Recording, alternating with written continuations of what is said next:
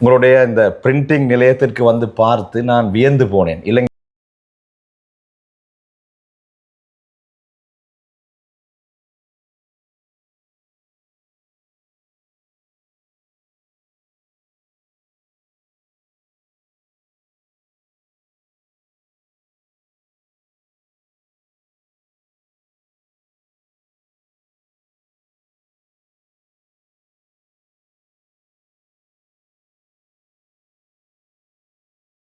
வரஹ்மத்துல்லாஹி வபரகாத்துஹு. சிகரம் தரும் நிகழ்ச்சியிலே மீண்டும் ஒரு முறை இன்னும் ஒரு மகத்தான சாதனையாளரை உங்களுக்கு அறிமுகப்படுத்த போகின்றேன். ஐக்கிய அரபு அமீரகத்தில் இருந்து இந்த நிகழ்ச்சியை தொகுத்து வழங்கிக் கொண்டிருக்கிறேன். அந்த அடிப்படையிலே இன்றும் கூட ஐக்கிய அரபு அமீரகத்தை ஆட்டி படைத்துக் கொண்டிருக்கும் இன்னும் ஒரு இலங்கையரை உங்களுக்கு அறிமுகப்படுத்த போகின்றேன். இன்றைய எங்களுடைய சிறப்பு விருந்தினர் ரிஃப்கி ஹுசைன் அவர்கள். நிகழ்ச்சிக்குள் அவர்களை சலாம் கூறி அன்போடு வரவேற்றுக் கொள்கிறேன். அஸ்ஸலாமு அலைக்கும் வரஹ்மத்துல்லாஹி வபரகாத்துஹு. எப்படி இருக்கிறீங்க? அல்ஹம்துலில்லாஹ். உங்களுடைய இந்த பிரிண்டிங் நிலையத்திற்கு வந்து பார்த்து நான் வியந்து போனேன். இலங்கையிலே இப்படி ஒரு பிரிண்டிங்கை நான் பார்க்கவில்லை. முதலிலே உங்களை பற்றி கொஞ்சம் சொல்லுங்கள். நீங்கள் யார்? என் பேர் ரிஃப்கி ஹுசைன். நான் வந்து ஸ்ரீலங்காவிலிருந்து இங்கே வந்தது 2001. 2001. இன்றைக்கு 24 ஆண்டுகள். 24 ஆண்டுகள் இங்கே வந்தேன். அப்போ அங்கே ஸ்ரீலங்காவில் ஜஹீராவில் படித்து அதுக்கப்புறம் கலமுசாயிரா அங்கே படித்து அங்கேருந்து சென்ட் பீட்டர்ஸ் அந்த மாதிரி அதுக்கப்புறம் துபாய்க்கு வந்தாச்சு. துபாய்க்கு வந்து இந்த கம்பெனிலே தான் ஒர்க் பண்ண ஸ்டார்ட் பண்ணேன். இந்த கம்பெனியில் வேலைக்கு வரேன். இந்த கம்பெனிலே தான் நான் வேலைக்கு வந்தேன். இந்த கம்பெனி ஜாயின் ஆகும்போது 2001. இப்போ அதிலிருந்து கண்டினியூ பண்ணி பிஸ்னஸை ப்ரொமோட் பண்ணி எல்லாம் வந்து ஒரு 5 இயர்ஸால் கம்பெனி ஃபுல்லாக எடுத்துட்டேன். ரொம்ப அற்புதமான ஒரு சம்பவம். ரொம்ப சந்தோஷம். அதாவது இந்த பிரிண்டிங் துறை இது அதாவது இலங்கையில் இன்றைய நாட்களில் இருக்கக்கூடிய மிக முக்கியமான ஒரு துறை. பிரிண்டிங் இல்லாமல் ஒன்றும் இல்லை. இந்த துறையை இலங்கையிலே நீங்கள் தெரிந்தா ஐக்கிய அரபு அமீரகம் வாரீர்கள்? இல்லை. பிரிண்டிங்கை பற்றி உங்களுக்கு தெரியாது? எந்த நாலேஜும் இல்லை? இல்லை, நாலேஜே இல்லை. இலங்கையில் இருந்தது வந்து ஒரு டிஜிட்டல் பிரிண்டிங்னு சொல்லிட்டு மெஷின் இருக்குது. அந்த மெஷினை போட்டு நம்ம பிரிண்ட் பண்ணிட்டு இருந்தோம். அது செஞ்சுட்டு இருந்தேன். இலங்கையில் உங்களுடைய துறை என்ன? இலங்கையில் வந்து நான் கெஸ்டட்ன கம்பெனியில் ஒர்க் பண்ணிட்டு இருந்தேன். அங்கே வந்து மெஷின் சேல்ஸ் பண்ணிட்டு இருந்தேன். அதுதான் மெயின் ஜாப்பாக இருந்துச்சு இலங்கையில். ஐக்கிய அரபு அமீரகம் வாரீங்க. இதே நிறுவனத்தில் நீங்கள் எம்ப்ளாயாக வாரீங்க. இப்போ பின்னர் நீங்கள் அந்த நிறுவனத்துக்கே பொறுப்புதாரியாக, நிறுவனத்தில் ஓனராக மாறுறீங்க. அந்த ஆரம்ப காலத்தில் இந்த நிறுவனத்தில் எம்ப்ளாயாக இருக்கக்கூடிய காலப்பகுதியில் உங்களுடைய உணர்வுகள் அல்லது உங்களுடைய அந்த சேவை ஞாபகங்கள் எப்படி இருக்கின்றது உங்களுக்கு? ஓகே, இப்போ 2001 வரும்போது அப்போ இந்த கம்பெனியில் வந்து ஒரு மூடின மாதிரி இருந்துச்சு. அப்போ இந்த கம்பெனி ஒன்றுமே செய்யலை, நம்ம இல்லை ஒன்றுமே இல்லை. அப்போ ஓனர் வந்து சொன்னார், ஓகே இப்படி தான் கம்பெனி சிச்சுவேஷன் இப்படியா இருக்குது, நாம் என்ன செய்யலாம்னு சொல்லிட்டு. அதுக்கப்புறம் அப்போ இதோடு அவருடைய பேர் வந்து கோபாலகிருஷ்ணன். அப்போ அவர் தான் அங்கேருந்து ஸ்ரீலங்காவில் நாங்கள் எஸ்டேட்டில் ஒர்க் பண்ணும்போது அங்கேருந்து என்ன துபாய்க்கு கொண்டு வந்து அவர் தான். அப்போ அங்கே கொண்டு வந்து அங்கேருந்து சொன்னார், ஓகே துபாய்க்கு வாங்க, வந்து எங்களை மேஜிக் டச்சை ப்ரொமோட் பண்ணலான்னு சொல்லியாரு. அதில் ஜாயின் வரும்போது ஒரு ஸ்டாஃப் தான் இருந்தாங்க. ஒரு ஸ்டாஃப். அப்போ அதோட ப்ரொமோஷன்ஸ் ஒன்றும் இல்லை. மார்க்கெட்டுக்கு போயிட்டு எல்லா கஸ்டமரை மீட் பண்ணி அந்த மாதிரி எல்லார்ட்டையும் பேத்து ப்ரொமோட் பண்ணது ஸ்டார்ட் பண்ணோம். ப்ரொமோட் பண்ணி ஸ்டார்ட் பண்ணி தான் அந்த கொஞ்சம் பிஸ்னஸை கூட்டினோம். இது வந்து அப்போ மேஜிக் டச்ன்றது வந்து இன்டர்நேஷ்னல் கம்பெனி.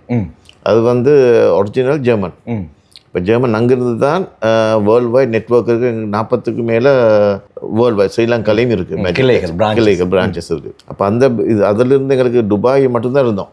இப்போ நம்ம இம்ப்ரூவ்மெண்ட்னால எங்களுக்கு மிடில் ஈஸ்ட் ஆஃப்ரிக்கா ரேஞ்சே தந்துட்டாங்க. இப்போ அதிலிருந்து இந்த மெஷின்ஸ் மெயினாக இந்த பிரிண்டிங் மெஷின்ஸ், அதாவது நாம் என்ன மெயினாக எங்களோட ஒப்ஜெக்டிவாக இருந்தது அந்த நேரத்தில் சொன்னால் ஒரு ஸ்டார்ட் பண்ணுறது.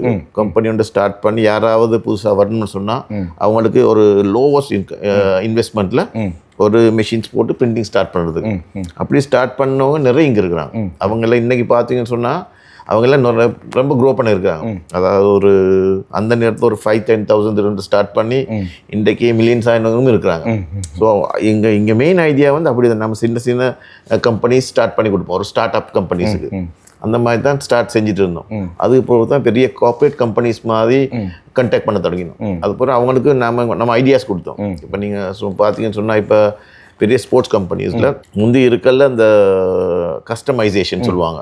அங்கே நீங்கள் போய் ஒரு டிஷர்ட் எடுத்தீங்கன்னு சொன்னால் அந்த டிஷர்ட்டில் பிரிண்ட் பண்ணுறதுக்கு ஒன்றும் இல்லை. இப்போ நாம் அவங்கள்ட்ட போய்ட்டு டிஸ்கஸ் பண்ணி இப்படி ஒரு அவுட்லெட்டில் இப்படி செஞ்சால் நல்லா இருக்குமே சொல்லிட்டு அந்த ஐடியாவை சப்மிட் பண்ணோம். அதுக்கு பிறகு அவங்க அதை ஒர்க் பண்ணி ஸ்டார்ட் பண்ணாங்க. அதுலேருந்து ஒரு கார்பரேட் கம்பெனி, அதாவது ஜிஎம்ஜின்னு சொல்லுவாங்க, சன் அண்ட் சேன்னு சொல்லுவாங்க, அவங்க ஸ்டார்ட் பண்ண. அவங்களிருந்து நைகோ ஸ்போர்ட்ஸ் போய் அதுக்கு போகிற இப்போ IMG, Warner brothers, real Madrid, theme parks, துபாயில் இருக்கிற மெயின் கம்பெனிஸ் எல்லாமே நம்மளுக்கு தான் மெஷின்ஸ் எடுக்கிறாங்க. அவங்களுக்கு எல்லாம் சப்ளை பண்ணணும் நாம. ரொம்ப சந்தோஷம். அல்ஹம்துலில்லாஹ். ஒரு எம்ப்ளாயா வருகிறார், எத்தனை சாதனைகளை புரிந்திருக்கிறார் என்பதை அவர் சொல்லக்கூடிய நேரத்திலே நீங்களே பார்த்திருப்பீர்கள். ரொம்பவே சந்தோஷமாக இருக்கிறது. இங்கே வந்து சர்வைவ் ஆகுவது என்றால் அது மிகப்பெரிய ஒரு சாதனையான விடயம். அதிலும் உங்களை போன்று மிகப்பெரிய ஒரு சாதனையை புரிந்து ஒரு எம்ப்ளாயாக வந்து ஒரு நிறுவனத்திலே பணிபுரிந்து பின்னர் அந்த நிறுவனத்துக்கே உரிமையாளராக மாறி இப்போது சர்வதேச அளவிலே உங்களுடைய செயற்பாடுகள் இருக்கின்றது என்று சொல்லக்கூடிய நேரத்தில் ஒரு இலங்கையராக கர்வமாக இருக்கின்றது, சந்தோஷமாக இருக்கின்றது. இலங்கையிலே அதிகமான எங்களுடைய இளைஞர்கள் இது போன்ற பிரிண்டிங் நிறுவனங்களை செய்து வருகின்றார்கள். அவர்களுக்கு ஒரு அனுபவசாலி என்ற வகையிலே உங்களுடைய அனுபவத்தை அவர்களோடு பகிர்ந்து கொள்வதாக இருந்தால் என்ன சொல்வீர்கள்? ஓகே, பிரிண்டிங் ஸ்டார்ட் பண்ணணும்னு சொன்னால் பிரிண்டிங்கில் ரொம்ப காம்படிஷன் இருக்கும். அதாவது நிறைய வரும். அது மாதிரி அப்ஜெக்ஷன் இதில் ஒர்க் பண்ணும்போது நம்ம ஃபுல் டைம் மாதிரி ஒர்க் பண்ணணும். கஸ்டமர் சாட்டிஸ்ஃபேக்ஷன் தான் வெரி இம்பார்ட்டன்ட். அப்போ அந்த மாதிரி ஒரு சர்வீஸ் ஒன்று பண்ணணும். அதில் தான் கஸ்டமர்ஸ் திருப்பி வருவாங்க. இப்போ நமக்கு இங்கே வந்து மெயினாக கஸ்டமர்ஸ் தான் வராங்க. திருப்பி அவங்க என்ன சொல்கிறாங்கன்னா சர்வீஸ். இப்போ எங்களோட ஸ்டாஃப் இருக்கிறாங்க, அவங்களுக்கு தேவையான சர்வீஸை பண்ணி கொடுப்பாங்க. அப்போ அதுக்கு தான் திருப்பி வந்து ஓகே உங்களுக்கு என்ன வேண்டியது, என்ன மாதிரி செய்யணுமென்றது அவங்க செஞ்சு தருவாங்க. அப்போ அந்த ஒரு டைமிங். இப்போ இங்கே பார்த்தீங்கன்னு சொன்னால் இங்கே யுஏஇயில் நம்ம ரொம்ப எல்லா ஸ்கூல் ஸ்ரீலங்கன் ஃபுட்பால் கிளப்ஸுக்கு எல்லாமே நம்ம தான் சப்ளை பண்ணுறோம். ஸ்ரீலங்கன் கம்யூனிட்டிஸ் இப்போ சப்ளை பண்ணுறோம்.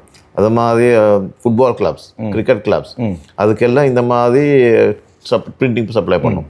காம்படிஷன். ஆனால் சர்வீஸ் டைம் குவாலிட்டி கொடுத்தோன்னு சொன்னால் கஸ்டமர் திருப்பி வருவாங்க. ஆனால் சின்ன டைமுக்கு அதை சப்ளை பண்ணணும், கமிட்மெண்ட் இருக்கணும், அவனும் தான். அப்போ திருப்பி அந்த கஸ்டமர்ஸ்லேருந்து திருப்பி பிஸ்னஸ் வந்துகிட்டே இருக்கும். நிச்சயமாக. இலங்கையிலே இந்த நிகழ்ச்சியை பார்க்கக்கூடிய இளைஞர்களை நீங்களும் ஒரு சாதனையாளராக மாற வேண்டுமாக இருந்தால் ரிஃப்கி ஹாஜியார் பல அறிவுரைகளை சொல்லியிருக்கின்றார். அவற்றை பின்பற்றிக் கொள்ளுங்கள். அடுத்ததாக உங்களை பற்றி இங்கே இருக்கக்கூடிய என்னுடைய நண்பர்கள் சொன்னார்கள், இங்கே ஏதாவது இலங்கையை சார்ந்தவர்களுக்கு இடையிலான ஒரு டூர்னமெண்ட், ஒரு கெட் டுகெதர் எது நடந்தாலும் அதிலே உங்களுடைய பங்களிப்பு இருக்கும், அவர் அற்புதமான ஒரு மனிதர் என்றெல்லாம் சொன்னார். இலங்கையிலே எங்களுடைய இளைஞர்கள் ஐக்கிய அரபு அமீரகத்திலே பணிபுரிய வேண்டும் என்ற ஆசையிலே வருகிறார்கள். ஆனால் அவர்களுக்கு எந்த விதமான அடிப்படை அறிவும் இல்லை. துபாய்க்கு வருவதாக இருந்தால் அவருடைய சிந்தனை வருகின்றது, நான் ஒரு லேபராக அல்லது ஒரு ஹெல்ப்பராக இப்படித்தான் செல்ல வேண்டும் என்ற அடிப்படையிலே வருகிறார்கள். உண்மையிலே ஐக்கிய அரபு அமீரகம் எவ்வாறான தொழில் வாய்ப்பினை வழங்கி கொண்டிருக்கிறது? ஓகே, இப்போ ஐக்கிய அரபியில் வந்து எல்லா ஜாப்பும் இருக்குது. அதாவது என்ன ஜாப், லேபர்லேருந்து மேனேஜிங் டைரக்டர் போகாட்டியும் ஜாப் இருக்குது. ஆனால் இப்போ இங்கே வரவங்கனால லேபர் மைண்ட்லேயே வராங்க, எனக்கு ஏதாவது பண்ணணும். ஆனால் அங்கேருந்து வந்தாங்கன்னா ஒரு ஐடியா, எனக்கு ஏதாவது பண்ணலாம், ஒரு பிஸ்னஸ் பண்ணலாம், எல்லாம் ஏதாவது முன்னேறலான்னு இங்கே வந்து பார்த்தாங்கன்னா இங்கே ஆப்பர்ச்சுனிட்டிஸ் இருக்கும். இப்போ இதே சர்வீஸ் இப்போ நீங்கள் பார்த்தீங்கன்னு சொன்னால் இப்போ இங்கே துபாயில் ஒரு டீ ஒன்று வேணும்னு சொன்னால் கால் பண்ணால் டீ ஒன்று டெலிவரி பண்ணுவாங்க ஆஃபீஸுக்கு. ஒரு டீ அப்போ உங்களுக்கு 2 திர்ஹமுக்காக டெலிவரி நடக்கும். உங்களுக்கு என்ன வேணும்னாலும் உங்களுக்கு ஆஃபீஸ்லேருந்து வெளியே போகுது. இப்போ இது யார் சொல்கிறாங்க, இந்தியாவில் மெயினாக மலையாளிஸ் அவங்க இந்த லைனில் இருக்கிறாங்க. இப்போ அவங்க என்ன செய்வாங்க, சர்வீஸ். உங்களுக்கு நீங்கள் இப்போ ஓகே 100 திர்ஹம் எனக்கு சேஞ்ச் வேணும்னு சொன்னாலும் ஃப்ரீயாக வந்து சேஞ்ச் பண்ணிட்டு போவாங்க, அந்த சர்வீஸ் பண்ணுவாங்க. அப்போ அந்த மாதிரி அவங்க பார்க்குறாங்க என்னது, நமக்கு எங்கே ஆப்பர்ச்சுனிட்டிஸ் இருக்குது, அந்த ஆப்பர்ச்சுனிட்டிஸ் ஒன்றை வச்சு எது தேவைப்படுதோ அந்த மார்க்கெட் அதுதான் செய்வாங்க. அந்த மாதிரி வந்து செய்கிறாங்க. அதனால தான் இந்தியன்ஸ் ஆர் மோஸ்ட் சக்ஸஸ்ஃபுல் இங்கே.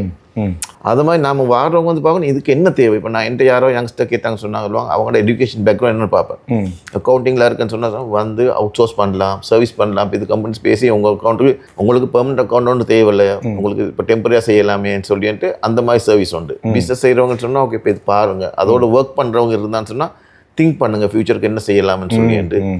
அப்போ அதோட செய்கிற ஜாப்பை அதில் நீங்கள் தான் பெஸ்ட்டாக இருக்கணும். அதாவது உங்கள் பிரெயினில் உங்களை விட ஒருத்தரும் இல்லை. அப்போ அந்த கம்பெனியோ நிர்வாணமும் கூட உங்களை விட மாட்டாங்க. இப்போ இதே கம்பெனியில் நான் 2001 ஜாயின் ஆனும் போது நான் சேல்ஸ் மேனேஜராக தான் ஜாயின் ஆனேன்.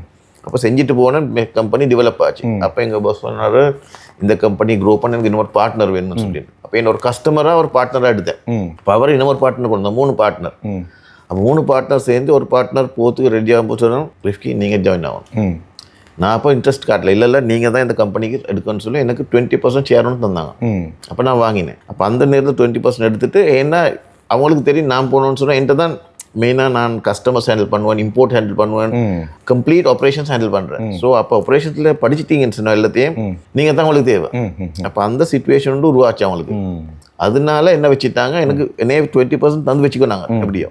அதுக்கப்புறம் நானே எடுக்க வாச்சேன்னு சொன்னால் அவங்க போகிறாங்க. அப்போ எனக்கு கஸ்டமர்ஸ் எல்லாமே என்னோட தான் இருக்கிறாங்க. அதே மாதிரி வந்து ஒரு தொழில் எடுத்தோன்னு சொன்னால் அந்த தொழிலில் நீங்கள் தான் பெஸ்ட்டாக இருக்கணும். டெடிகேஷன் அதில் எல்லாம் என்ன நிட்டிகிரிட்டி இருக்கோ, என்ன படிக்கணுமோ அந்த சப்ஜெக்டில் ஃபுல்லாக படிச்சுக்கணும். அப்போ அதில் எந்த லைனில் உங்களுக்கு தெரியும். அதுக்கப்புறம் நீங்கள் ஃபுல் ஆப்ரேஷன்ஸ். அப்படித்தான் உங்களுக்கு ஒரு சக்ஸஸ் வரலாம். சேஞ்ச் ஆகும் எல்லாம். நிச்சயமா உங்களுடைய வாழ்க்கை மாற வேண்டுமாக இருந்தால் டெடிகேஷன், தியாகம், அர்ப்பணிப்பு, இதுதான் ரிஃப்கி ஹாஜார் இங்கே செஞ்சிருக்கின்றார். அவர் தான் உங்களுக்கு சொல்லிக் கொண்டிருக்கின்றார். ஒரு சாதனையாளர் இந்த விடயங்களை சொல்லக்கூடிய நேரத்திலே அது பிரமாதமாக இருக்கும். எனவே இளைஞர்களை இந்த விடயத்திலே உங்களை நீங்கள் தயார்படுத்திக் கொள்ளுங்கள். இனி நாங்கள் உங்களுடைய இந்த மேஜிக் டச்சை பற்றி பேசுவோம். அதாவது நீங்கள் இளைஞர்களுக்கு கொடுக்கக்கூடிய ஆலோசனையை கொடுத்து விட்டீர்கள், உங்களுடைய சதக்கா, உங்களுடைய கடமையை முடித்து விட்டீர்கள்.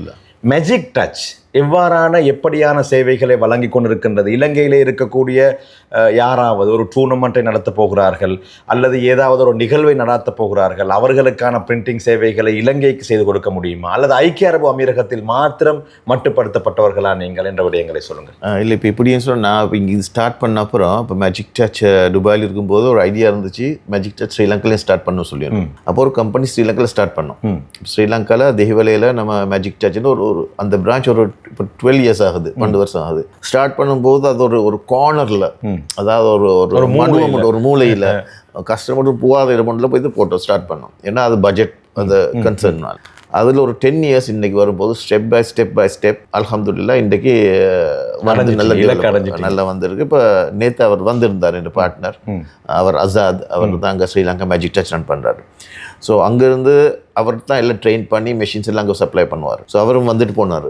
ஸோ அங்கே ஸ்ரீலங்காவில் தேவையான ஜாப் எல்லாம் அங்கே நாங்கள் மேஜிக் டச் ஸ்ரீலங்காவில் செய்கிறோம். மெஷினும் அங்கேருந்து சப்ளை பண்ணுறோம், அங்கெல்லாம் இருக்குது. இப்போ அங்கே இருக்கிறவங்களுக்கு பிரிண்டிங் தேவையாக இருந்தால் பெரிய குவான்டிட்டிஸ் இங்கே செய்யலாம். ஆனால் சில நேரம் அங்கே கூட செய்யலாம், அங்கே இருக்கிறாங்க காஸ்ட் எஃபெக்டிவ், அங்கேயும் பெரிய கம்பெனிஸ் இருக்காங்க செய்கிறது. அந்த மாதிரி அங்கே இருக்கிறவங்க செய்யலாம். அங்கே இருக்கிறவங்களுக்கு பிரிண்டிங்லேயே இல்லாட்டி சர்வீஸ் ஏதாவது இருக்குன்னு சொன்னால் நம்ம மேஜிக் டச் ஆஃபீஸருக்கு கான்டாக்ட் பண்ணலாம். தெஹிவலையில் இருக்குது, அந்த கான்டாக்ட் பண்ணலாம். அதோடு இல்லைன்னு சொன்னால் ஏதாவது சப்போர்ட் வேணும்னா நமக்கு துபாயில் டெஃபினட்டாக செய்யலாம்.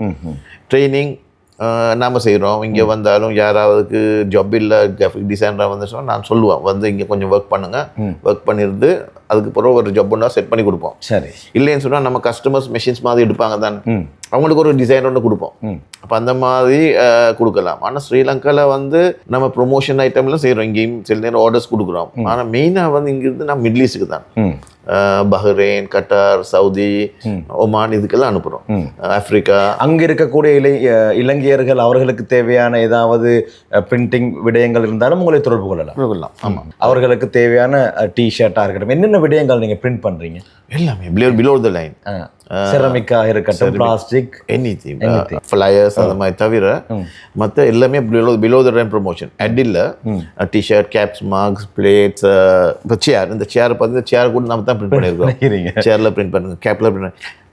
இப்போ ஸ்போர்ட்ஸ் இருக்கும், ஒரு ஃபுட்பால் மேட்ச் ஒன்று, ஒரு டெம்பரரி டேட்டூ ஒன்று வேணும், அப்புறம் ஃப்ளாக் ஒன்று அடிப்போம், அதுக்கு டேட்டூ இருக்க மட்டும் அதை அடிச்சாச்சு ஒரு 3 hours 4 hours தான் கட்டலாம் அந்த ஈவெண்ட்டுக்கு.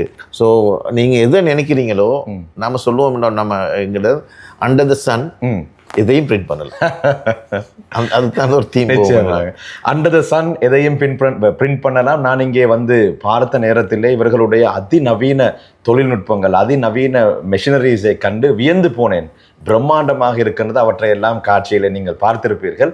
எனவே உங்களுக்கு தேவையான, குறிப்பாக நீங்கள் மத்திய கிழக்கு நாடுகளிலே வசிக்கக்கூடிய இளைஞர்களாக இருந்தால், உங்களுடைய நிறுவனங்கள், உங்களுடைய வேலை நிலையங்கள், அவற்றை நீங்கள் பிரிண்ட் மூலமாக ஏதாவது உங்களுக்கு உதவி தேவையாக இருந்தால் ரிஃப்கி ஹுசைன் ஹாஜியாரை தொடர்பு கொள்ளலாம். கீழே நாங்கள் அவரை கண்டெக்ட் பண்ணக்கூடிய, அவர்களை தொடர்பு கொள்ளக்கூடிய விடயங்களை தந்திருக்கின்றோம்.